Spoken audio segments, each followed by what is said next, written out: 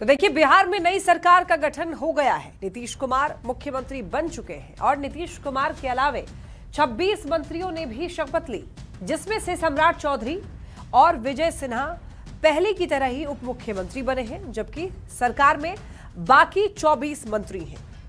तो देखिए, party wise सरकार के फॉर्मूले पर अगर नजर डालें तो यह पता चलता है कि मुख्यमंत्री नीतीश कुमार सहित जेडीयू कोटे से 9 मंत्री बने हैं, जबकि 2 डिप्टी सीएम सम्राट चौधरी और विजय सिन्हा सहित बीजेपी कोटे से 14 नेताओं ने मंत्री पद की शपथ ली।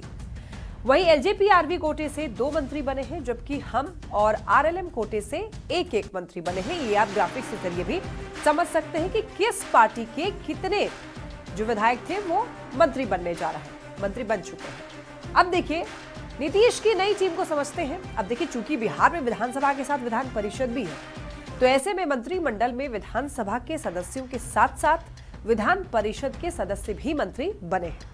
नीतीश कुमार की नई टीम में 21 विधायक मंत्री बने हैं, जबकि विधान परिषद के 5 सदस्यों को मंत्रिमंडल में जगह मिली है। एकमात्र आरएलएम से आने वाले दीपक प्रकाश किसी सदन के सदस्य अभी नहीं है। देखिए, नीतीश कुमार के नए मंत्रिमंडल में 12 नए चेहरों को मौका मिला है, जबकि 14 मंत्री एक बार फिर से रिपीट किए गए हैं। पिछली सरकार के 22 पुराने मंत्रियों को इस बार छुट्टी हो गई है। हालांकि हो सकता है कि मंत्रिमंडल विस्तार में उन्हें जगह मिल जाए। तो ऐसे में आप समझ सकते हैं कि किन किन लोगों को जगह मिली है। अब देखिए, बीजेपी से 7 ऐसे विधायक हैं जो पहली बार मंत्री बने हैं और जेडीयू से कोई नया चेहरा नहीं है, यानी कि पुराने ही चेहरों पर एक बार फिर से भरोसा जताया गया, जिम्मेवारी दी गई है और मांझी और कुशवाहा के बेटे भी मंत्री बन गए हैं। तो नई टीम में इनको भी जगह मिली है। अब देखिए, इस मंत्रिमंडल में अगर महिलाओं की हम लोग बात कर ले तो 3 महिलाओं को जगह मिली है। बीजेपी से देखिए, हमने आपको बताया कि 2 डिप्टी सीएम है कैबिनेट में, यानी कि 50% युवा मंत्री को जगह दी गई है। और महिलाओं की अगर हम लोग बात करें तो महिलाओं को यहां पर जगह मिली है। कैबिनेट में 3 महिला विधायकों को मंत्री बनाया गया है। अब देखिए, अगर रीजन वाइज प्रतिनिधित्व को बांटे तो ये समझिए कि किस इलाके से कितने मंत्री आते हैं। आपको बताते हैं एक एक करके, वो भी ग्राफिक्स के जरिए आपको समझाएंगे। देखिए, अगर मगध की बात कर ले तो यहाँ पर मगध में देखिए, मंत्रिमंडल की हमने बात कर ली है। कुछ अगर रीजन वाइज की भी बात करें तो उसमें आपको बता दें कि मगध से यहाँ पर 6 मंत्री आते हैं। और मिथिला की अगर हम लोग बात कर लें तो यहाँ मिथिला से 5 मंत्री आते हैं। और तिरहुत की बात कर लें, ये हम लोग प्रमंडल की बात कर रहे हैं, तिरहुत से 4 मंत्री आते हैं। और वहीं अंग सीट से बात कर लें तो 3 मंत्री हैं। सीमांचल से 2 मंत्री हैं और सारण से 2 मंत्री हैं। वहीं शाहबाद से 2 मंत्री हैं, चंपारण से 2 मंत्री हैं और कोसी सीट से 1 मंत्री बने हैं। तो इस तरीके से आप समझ सकते हैं कि रीजन वाइज भी कितने लोगों को जगह दी गई है। अब देखिए, बढ़ते खबरों में आगे, बिहार में 1.5 दशक के बाद एनडीए को एक बार फिर से अपार बहुमत मिली है।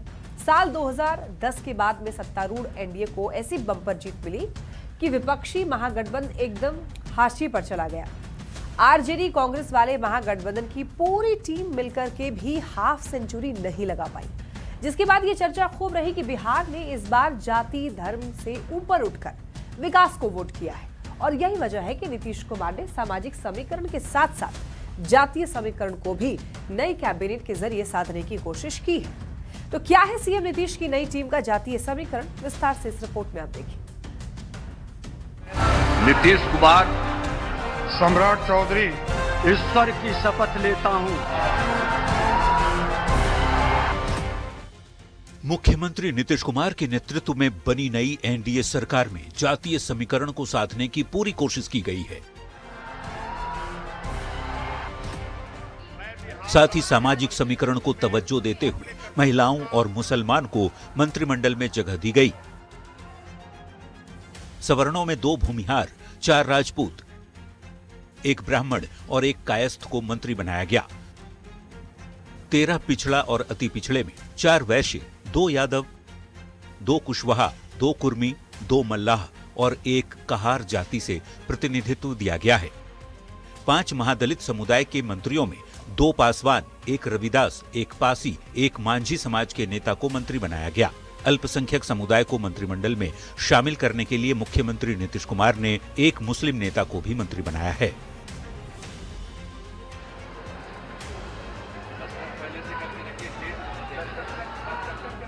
अब देखना होगा मुख्यमंत्री की नई टीम बिहार की जनता के भरोसे पर कितना खरा उतरती है। पटना संवाददाता आनंद अमृतराज के साथ ब्यूरो रिपोर्ट, न्यूज़ 18। तो देखिए नीतीश मंत्रिमंडल में किस किस को जगह मिली है और जातीय समीकरण क्या कहता है, आइए हम लोग वो समझते हैं। तो देखिए यहाँ पर सवर्ण जाति की अगर बात करें तो 8 मंत्री बनाए गए हैं। वहीं ओबीसी से 8 मंत्री बने हैं, ईबीसी से 5 और एससी से 5 बने हैं और 1 मुसलमान को भी जगह दी गई है। तो ऐसे में अब ये समझिए कि सवर्ण जातियों से जो 8 नेता मंत्री बने हैं उनमें किस किस जाति से कितने लोग हैं, यानी कि इसकी भी डिटेल आपको जानकारी देते हैं। आपको ये बता दें कि भूमिहार जाति के 2 नेता मंत्री बने हैं। वहीं राजपूत की बात कर लें तो राजपूत जाति के 4 नेता मंत्री बनाए गए हैं और इसके अलावा ब्राह्मण जाति से 1 मंत्री है और कायस्थ से 1 नेता को मंत्रिमंडल में जगह मिली है। अब देखिए नीतीश कैबिनेट में पिछड़ा और अति पिछड़ा वर्ग से 13 नेता मंत्री बने हैं, जिसमें वैश्य जाति के 4 मंत्री हैं। यादव जाति की बात करें तो 2 मंत्री हैं। कुशवाहा या कोयरी जाति के भी 2 मंत्री बने हैं। तो इसके अलावा मल्लाह या निषाद समाज से 2 नेताओं को मंत्रिमंडल में जगह मिली है। 1 मंत्री कहार जाति से भी है और इसके अलावा एससी या फिर कहें कि अनुसूचित जाति से 5 नेता मंत्री बनाए गए हैं। इसमें सबसे ज्यादा पासवान जाति से 2, रविदास समाज से 1, पासी जाति से और 1 जो है वो माझे जाति से 1 नेता को मंत्री पद मिला है। तो ये समीकरण आप समझ सकते हैं कि किस तरीके से जातीय समीकरण को भी ध्यान में रखा गया है। इसके अलावा मुस्लिम की बात कर लें तो मुस्लिम समाज से 1 नेता को मंत्रिमंडल में जगह मिली है और वो है जेडीयू के जमा खान। तो देखिए अब बीजेपी कोटे की बात करें तो बीजेपी के कोटे के मंत्रियों की जातीय समीकरण आपको बता दें, जिसमें कि सवर्ण को 5, ओबीसी को 4, ईबीसी को 4 और एससी से 1 मंत्री बनाए गए हैं। इधर इसके अलावा जेडीयू की बात कर लें तो जेडीयू में देखिए सवर्ण जाति से 2 नेता मंत्री बनाए गए हैं और ओबीसी से 3 नेता मंत्री बनाए गए हैं, ईबीसी से 1 है और एससी के 2 मंत्री हैं और मुसलमान 1 है। तो ये आप समझ सकते हैं। अब ये जानते हैं कि जो नेता मंत्री बने हैं उनकी जाति क्या है, वो किस समाज से आते हैं। नीतीश कुमार खुद क्या है, कुर्मी है, मुख्यमंत्री हैं, वो ओबीसी जाति से आते हैं। और ऐसे में अब आप ये समझिए कि मंत्रिमंडल का जातीय समीकरण क्या है। जेडीयू कोटे के मंत्री के बारे में आपको बता दें तो विजय चौधरी जो कि भूमिहार जाति से आते हैं, सवर्ण में आते हैं और वहीं विजेंद्र यादव, ये यादव है, ओबीसी है। श्रवण कुमार जो कि कुर्मी है, ओबीसी है और अशोक चौधरी ये पासी है, एससी कैटेगरी में आते हैं। इसके अलावा लेशी सिंह राजपूत जाति से आती है, सवर्ण है। मदन सहनी मल्लाह है, ईबीसी कैटेगरी है इनकी। सुनील कुमार रविदास है, इनको भी एससी कैटेगरी में ही रखा जाता है। जमा खान जो कि मुस्लिम है और सवर्ण जाति से आते हैं।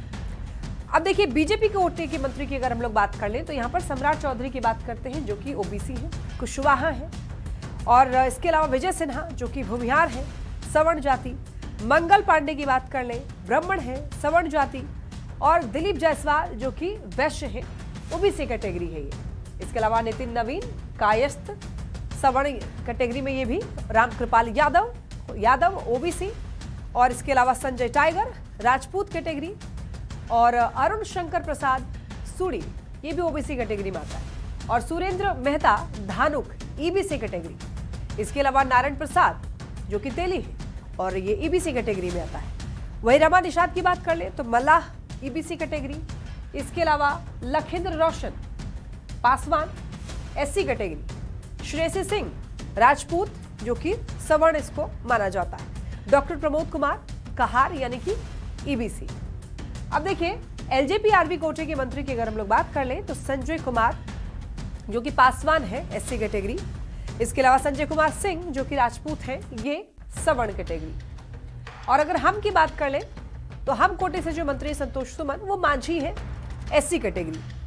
और आरएलएम कोटे के मंत्री की बात कर लें तो यहाँ पर दीपक प्रकाश जो कि कुशवाहा है वो ओबीसी कैटेगरी में आते हैं। और अगर हम लोग रीजन वाइज बात करें तो देखिए रीजन वाइज अगर प्रतिनिधित्व की हम लोग बात करें तो ऐसे आप समझ सकते हैं समझिए कि किस इलाके से कितने मंत्री हैं। और मगध की हम लोग बात करें तो यहाँ पर देखिए 49 सीटें हैं और 6 मंत्री। मिथिला की हम लोग बात कर लेते हैं। अब मगध की हमने बात की, यहाँ पर 49 सीटें हैं और मंत्री जो हैं वो बनाए गए हैं 6। मिथिला की बात करते हैं 37 सीटें और मंत्री बनाए गए हैं 5। तो ये आप समझ रहे हैं कि किस इलाके से कितने मंत्री आते हैं। तिरहुत की बात करते हैं। अब तिरहुत में देखिए 28 सीटें हैं और यहाँ पर 4 मंत्री हैं इस रीजन से। अंग सीट से बात करें तो यहाँ पर 21 सीटें और मंत्री यहाँ से बनाए गए हैं 3। इसके अलावा हम लोग बात करेंगे अब सीमांचल की, सीमांचल रीजन की, जहां पर 24 सीटें हैं सीमांचल की और मंत्री वहां से बनाए गए हैं 2। और इसके अलावा देखिए सारण सीट की हम लोग बात करते हैं तो यहां पर 24 सीटें और मंत्री बनाए गए हैं 2। इसके अलावा हम लोग शाहबाद की बात कर लें तो शाहबाद से देखिए यहाँ पर 22 सीटें हैं और मंत्री बनाए गए हैं 2। चंपारण सीट से बात कर लें तो 21 सीटें और मंत्री बनाए गए हैं 2। और इसके बाद हम लोग बात करेंगे कोसी सीट। इधर से देखिए 17 सीटें हैं इसमें कोसी में और मंत्री यहां से बनाए गए हैं 1।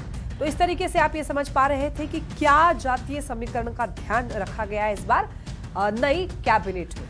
चलिए बढ़ते हैं खबरों में आगे। अब देखिए नीतीश कुमार ने 10वीं बार मुख्यमंत्री पद की शपथ ले ली है। इस मौके पर खुद प्रधानमंत्री नरेंद्र मोदी मौजूद रहे। पीएम ने बिहारी स्टाइल में गमछा लहराकर लोगों का अभिवादन किया, जिसके बाद गांधी मैदान में लोगों ने जमकर गमछा लहराया। तारीख 20 नवंबर 2025। जगह पटना का गांधी मैदान। मौका बिहार की नई सरकार का शपथ ग्रहण। भारत के संविधान के प्रति सच्ची श्रद्धा और निष्ठा रखूंगा। शपथ ग्रहण समारोह में मौजूद रहे प्रधानमंत्री नरेंद्र मोदी ने जैसे ही गमछा लहराकर लोगों का अभिवादन किया, एक तरह से पूरे गांधी मैदान में गमछा की लहर उठ गई। गांधी मैदान में मौजूद बिहार के लोगों ने भी गमछा लहराकर पीएम का स्वागत किया।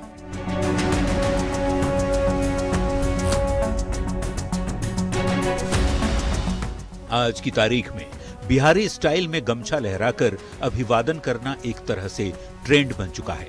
इसकी शुरुआत 22 अगस्त 2025 को हुई थी। गंगा नदी पर बने ओंटा सिमरिया पुल का उद्घाटन करने प्रधानमंत्री मोदी बेगूसराय आए थे, जहां गमछा लहराकर उन्होंने लोगों का अभिवादन किया था। उसके बाद चुनावी रैलियों में तो गमछा लहराने की तस्वीरें आई ही।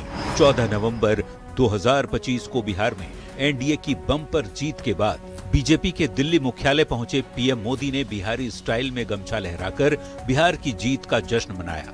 फिर तो मोदी का बिहारी स्टाइल में गमछा लहराना एक तरह से ट्रेंड ही बन गया। 15 नवंबर 2025 को प्रधानमंत्री मोदी बिहार के लोगों से संवाद करने गुजरात के सूरत पहुंचे। वहां भी लहराता गमछा दिखा। यहां तक कि ट्रेंड गुजरात होते हुए दक्षिण भारत के राज्य तमिलनाडु तक जा पहुंचा, जिसे देख खुद प्रधानमंत्री मोदी भी मुस्कुराने लगे। जब मैं यहां मंच पे आया तो मैं देख रहा था काफी किसान भाई बहन वो अपना गमछा घुमा रहे थे, तो मुझे लग रहा था कि बिहार की हवा मेरे आने से पहले पहुंच गई है। और अब जबकि मौका बिहार की नई सरकार बनने का था, धरती बिहार की थी, ऐसे में गमछा न लहराए ये भला कैसे संभव है? Bureau report, news 18। मुख्यमंत्री पद की शपथ लेने के बाद सीएम नीतीश कुमार के बेटे से बातचीत की सुंदर तस्वीर सामने आई, जिसमें निशांत ने अपने पिता के पैर छूकर आशीर्वाद भी लिया। इस तस्वीर ने एक बार फिर पिता और पुत्र के बीच की जबरदस्त बॉन्डिंग को भी दिखाया। मैं नीतीश कुमार सत्य निष्ठा से प्रतिज्ञान करता हूं। आज की सबसे खूबसूरत तस्वीर देखिए। तस्वीर नीतीश कुमार के 10वीं बार मुख्यमंत्री पद की शपथ लेने के बाद की है। देखिए कैसे एक बेटा अपने पिता को एक बार फिर मुख्यमंत्री बनने की बधाई उनका पैर छूकर दे रहा है।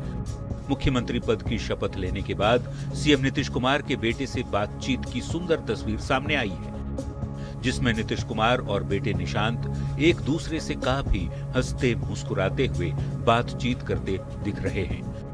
नीतीश कुमार और उनके बेटे के चेहरे पर दिख रही मुस्कान से खुशी का अंदाजा लगाया जा सकता है।